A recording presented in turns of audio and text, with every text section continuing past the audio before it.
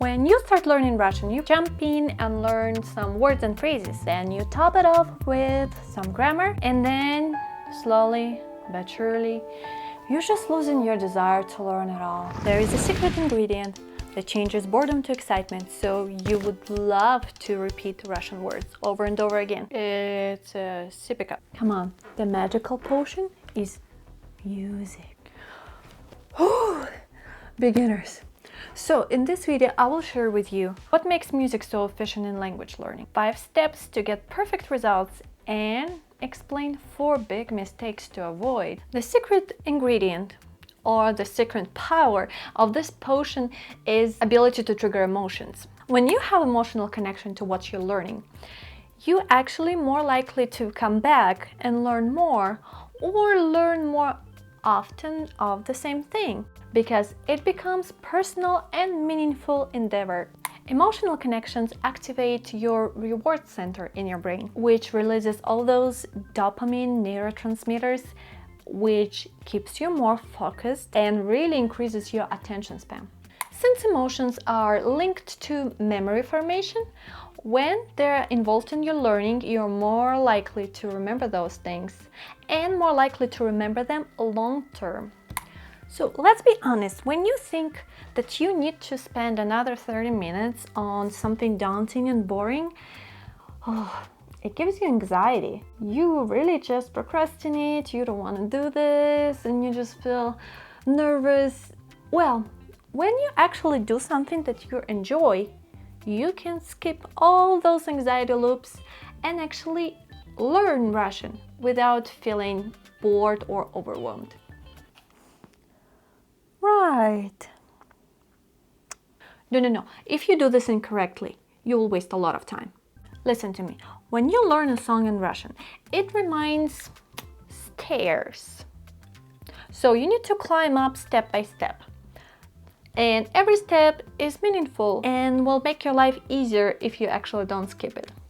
But the problem that some people just skip several steps, or some people just ignore them. So you start from the beginning. Step number 1, to choose a song. Yeah, that's easy. When you choosing a song, probably you paid attention to melody, maybe you just like a singer. Question is, do you really know what the song is about?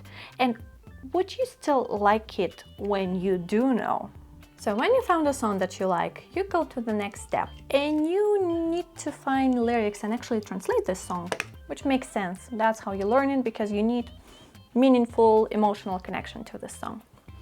And you go online and maybe you will find 1, 2, 3 translations, and they all kind of the same, but they're like 80% the same, because sometimes the same expression you can translate in different ways.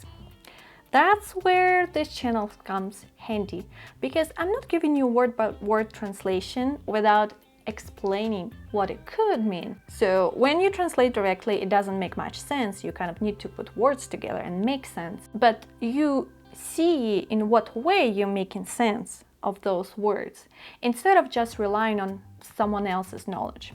A little pro secret for you.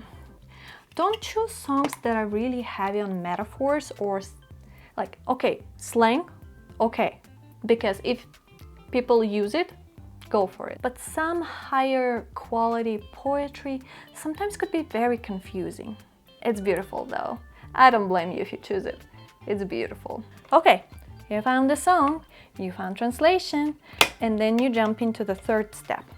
And this is the most secret step that people skip almost all the time. And it's not because they don't want it, it's just because they don't know about it. Okay, here's the secret. Okay. Move, Jimmy. When you learn music, that's what I got scholarship in music in the US, and I was learning opera.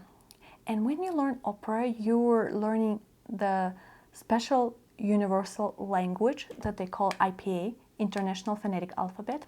So how it works, basically every sound in all the languages has a special sign to indicate it. Well, the problem with it that you kind of still need to have a tutor, because sometimes you have the same sign, but the sound is slightly different. It's actually a thing in Russian too. So I was teaching IPA after like several semesters and like being a TA. I was teaching Russian IPA to seniors. But because I needed to make money first, and then I actually loved it, I started teaching Russian. So I was a tutor for Russian. And the problem was that my seniors could really speak in Russian more coherently than just like regular students. And it was very frustrating. Like, nobody teaches you IPA in school. Like, you start learning language without learning basics. And the problem, like when you're adult, and we're all adults right now, you don't really hear those sounds anymore. So you need someone to point it out, because then you will tune your ear and you will actually hear it. So IPA is a third step. You found a song, you need to IPA it, you need to know sound by sound how to pronounce it. And then you will do great. You will learn efficiently, you will pronounce words, you will practice sounds correctly. That's amazing. Then you go to the next step. And what do you do there? You practice. You singing along with the song that you love, you're repeating it over and over again, you have your IPA, you know the sounds, you're following, you're matching, and you're just doing so great. You're just enjoying your learning. Here, actually, one extra step that you can take. You can dive in a little bit deeper into a grammar and see like what cases are used. And maybe explore some verb tenses and make your own sentences out of those words that you just used. Singing is a very fun way to boost, just explode your word bank. So pick up your favorite song and sing from your heart. If you don't know what song to choose, check out this one. I think it's great. It's wonderful lyrics, touching heart. And I'll see you in the next video. Пока-пока!